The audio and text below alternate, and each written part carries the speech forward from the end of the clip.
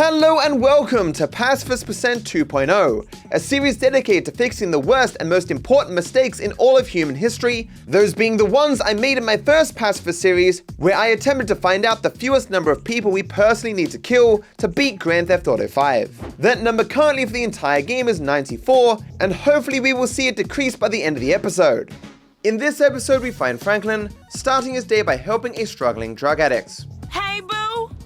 I knew you couldn't stay away. Whatever, if that's how you feel. A bucket. This one should be easy. Okay, we are in, baby. He then rescues a stranger from a rabid dog. I'll be seeing y'all soon! All this before going to work to support a family-owned local business. This man is truly deserving of being called the employee of the month. Ironically, there were no complications with the mission complications in my original Pacifist series. As it required 0 kills to complete, it might surprise you that it's being included in this new series. You don't like me because I am a racist. What are you talking about? Excuse me. Wait. Okay, so what you got for me? Eclipse. It's an SUV. Some nonsense. Don't worry about it. To be clear, I'm not simply redoing this mission just so I can hear someone tell me they're proud of me. I am so proud of you. Despite that the previous attempt had no kills, it didn't really feel pacifist because I still had to punch Simeon in the face to progress.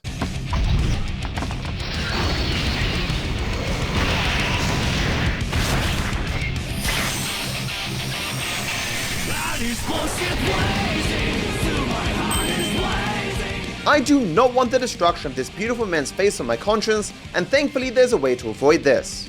First, I need to start the mission and get to Michael's house. I then do something that many YouTubers seem unable to do, and that is wait for it to be over 18 before I make my move.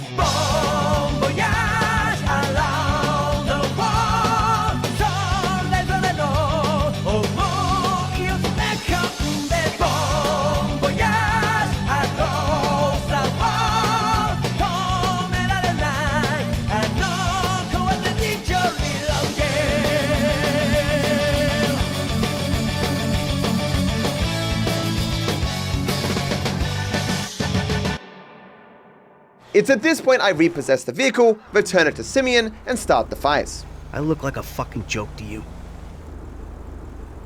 Yeah.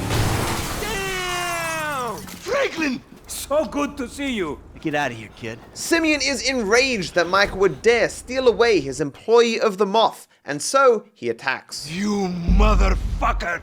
There is one crucial difference about this fight compared to the first series. It's nighttime. You might think there's no way that could possibly matter, but for our purposes it does, because only at night do the security guards spawn across the road at the Mile High Club. With their help, I can avoid fighting Simeon entirely. I just need them to go over to Simeon's lot so they can punish him for his criminally low prices, his rigged employee of the month system, and probably other illegal stuff too. I don't know, I'm not a doctor. I won't be treated like this. Run! You think you could... Look at him, running away from the fight. Getting them over the road is not easy, as they are very glitchy. I hope you got a will ready. A normal security guard will attack you for effectively anything, but these security guards are almost as committed to pacifism and not doing work as I am. They will thus never attack me and instead try to move back to their post. Oh my goodness. To prevent this, we need to continuously get all up in their personal space. At this point in the game, Michael reeks of alcohol and disappointment, so they understandably take a step back in disgust each time we do so. Por Dios.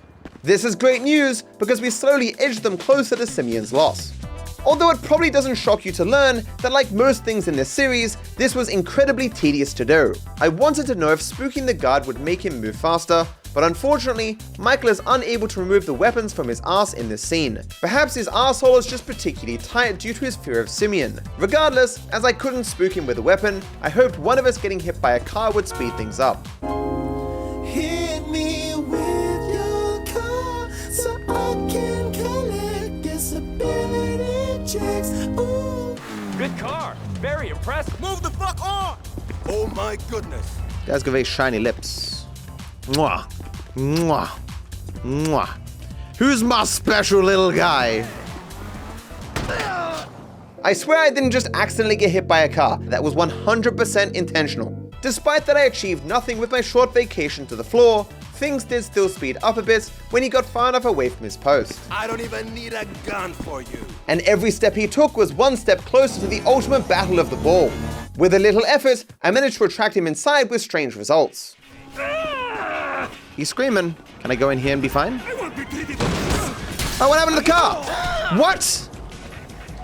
How dumb are No? you? Is he coming inside? Fucking mental. He's coming inside. No, he's inside.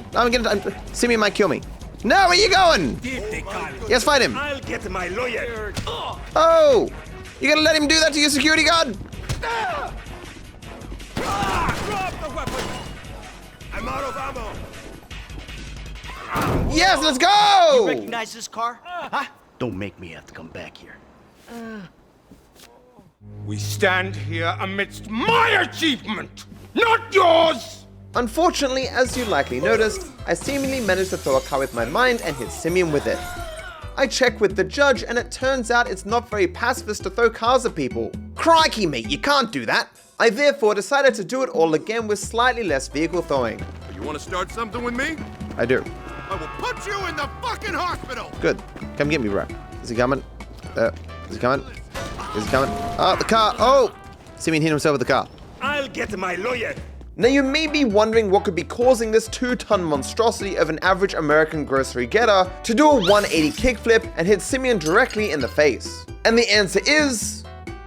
Table. This table just loves remanifesting into existence the moment you sufficiently outdistance the dealership, and in Rockstar's infinite wisdom, it does so inside the car, causing a single touch to make it shoot off faster than a teenager going through puberty. As he did get hit again, I tried one more time. Simeon Yetarian doesn't back down from anybody.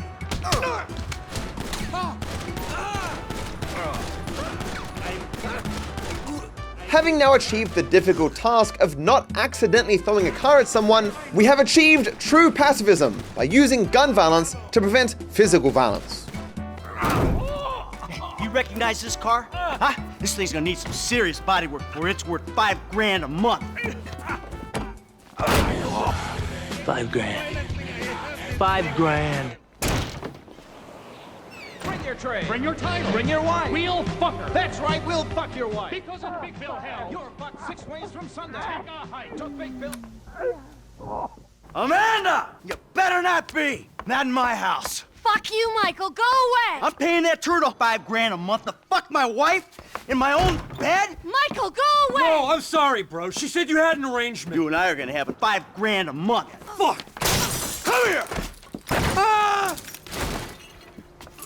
Fuck, man. It is now time for the actual complications in this episode, the mission father-son. I can't stop the loneliness. Sit. You look like a good kid. If you want my advice, screw over everybody that you love. Hurt, rob, kill indiscriminately, and get paid for it. It's called capitalism. Let's go.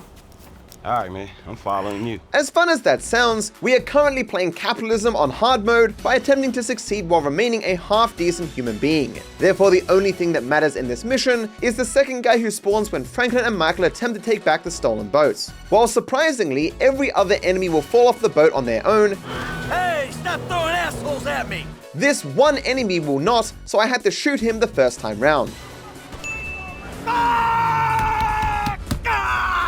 How dare this anti-capitalist scum not sacrifice himself for progress? Sadly, I honestly had no new ideas to avoid this kill, as I tried effectively everything possible in the first series. This is just an incredibly scripted sequence where I have very few resources. Even trying to use mods to learn more about it was very difficult. Stop that. Stop. Let's do it. Well,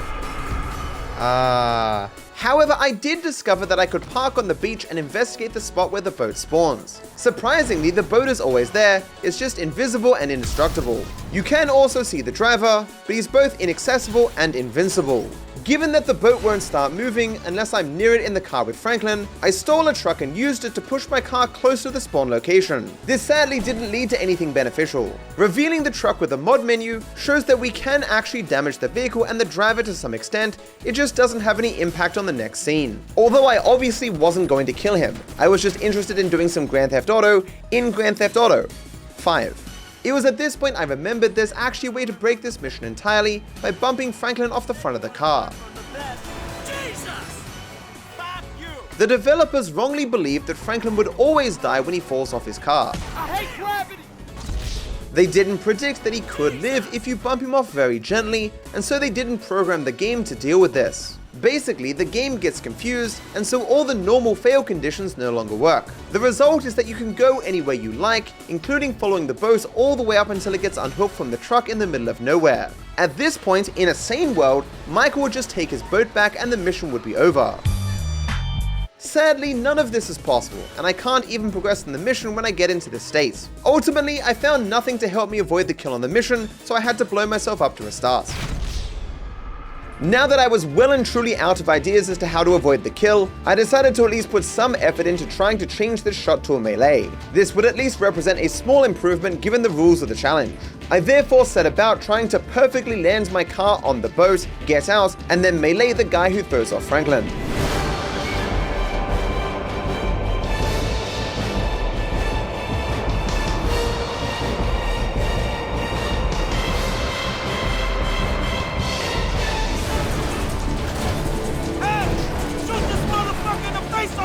Honestly, even landing on the boat is hard enough, but even when I managed it, I couldn't get out of the car and stay on the boat long enough to actually make it to the enemy in order to melee him. Not that it would really count as melee, but I couldn't even hit the enemy with my car as I would just phase through. I began to wonder if it's even possible to hit him. To find out, I used the buffered ledge grab glitch to store a climbing animation on the boat before it started moving. Setting this up meant that later, I could get out of my car to activate the glitch and warp onto the boat. While this may look like a great strategy, in reality, it wasn't easy to stay on the boat, and I couldn't lock onto the enemy, which made my attacks very hard to control.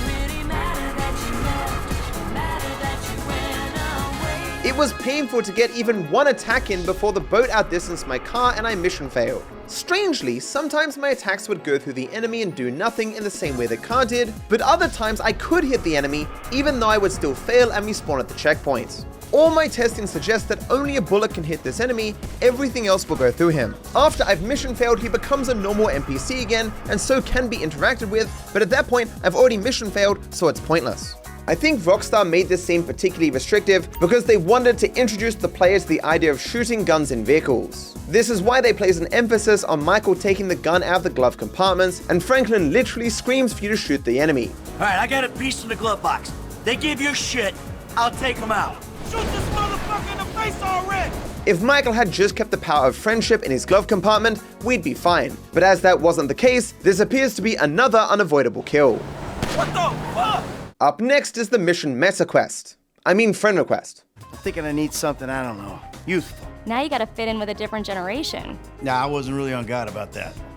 Lost your job and the world's moved on, huh? You're not gonna riz me again, are you? Of course. What about a vest and some cargo shorts? Skid BD.